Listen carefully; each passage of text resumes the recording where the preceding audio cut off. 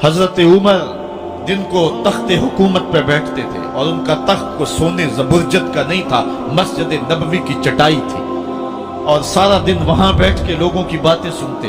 और जब रात के अंधेरे गहरे होते, उमर भेष बदल के मदीने की गलियों का गश्त करते। कहा तुम्हारे घर से धुआं निकल रहा है और बच्चे रो रहे हैं, उनको खाना क्यों नहीं देती? कहने लगी उमर की जान को रो रही। उमर के घोंसले से जमीन निकल गई। कहा क्या हुआ?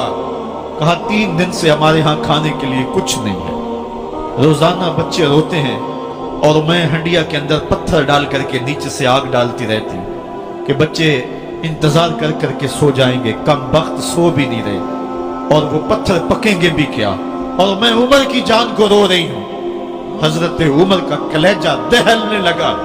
फौरन पलटे, वापस बैतुल माल में आए, घी का एक कनस्तर लिया, आटे की बोरी ली, मिर्च मसाला जात बहुत कुछ उठाया, अपने कंधे पे रखा, बोरी अपनी कमर पे ला दी।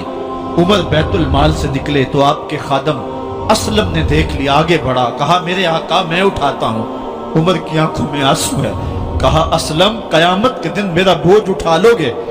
कहा कयामत के दिन तो अपना अपना बोझ उठाना पड़ेगा। कहा उमर को आज अपना ही उठाने दो।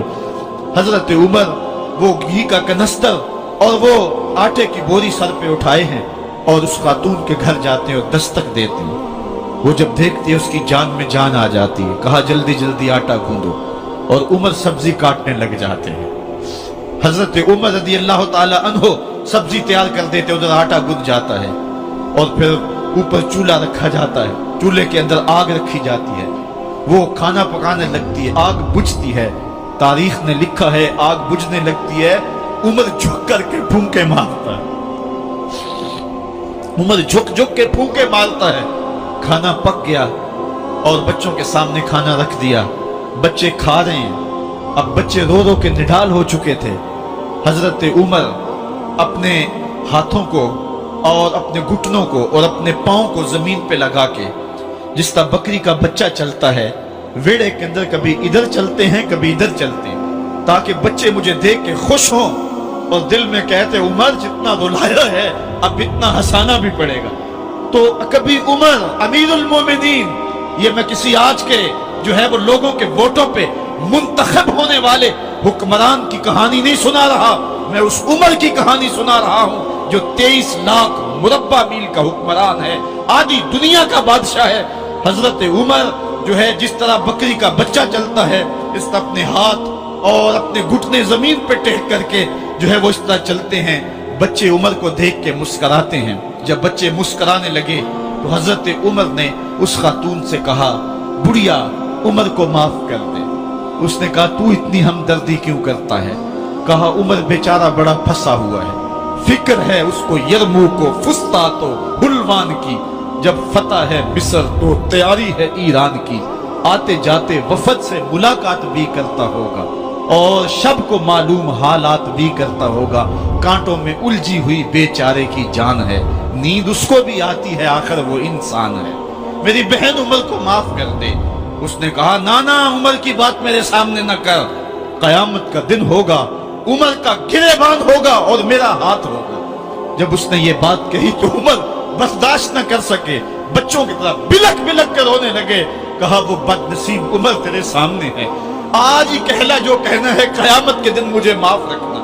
उसने कहा तू उमर है? कहा बदनसीब उमर तेरे सामने खड़ा हूं। मेरे उमर कहते हैं अगर दजला के किनारे एक बकरी का बच्चा भी प्यासा मर गया उसका हिसाब भी उमर से लिया जाएगा। हजरत उमर निकले यरूशलेम में, एक ऊंट है एक गुलाम है, कभी वो सवार होता है कभी आप बारी मुकर्रर की है।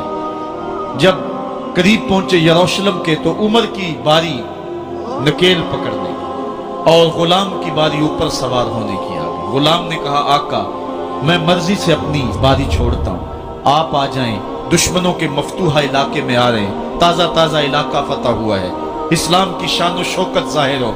उमर ने कहा इस्लाम की शान शौकत ऐसे जाहिर नहीं होती है, अपनी बारी पे तुम बैठोगे, अपनी बारी पे मैं बैठूं। लोग मुंतजर खड़े हैं।